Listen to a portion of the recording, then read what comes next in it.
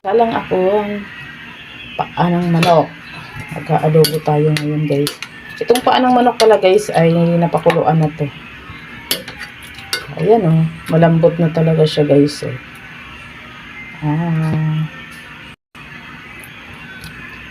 Pero palambutin ko pa kasi request ng aking boss na malambot daw talaga. Ayan, templado na yan guys. May luya, bawang sibuyas, tsaka may chili garlic. Isang sili lang guys kasi may chili garlic. Ano na siya? Sauce.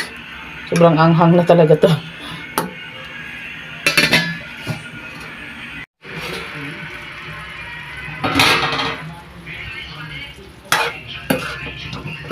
Yan guys, sobrang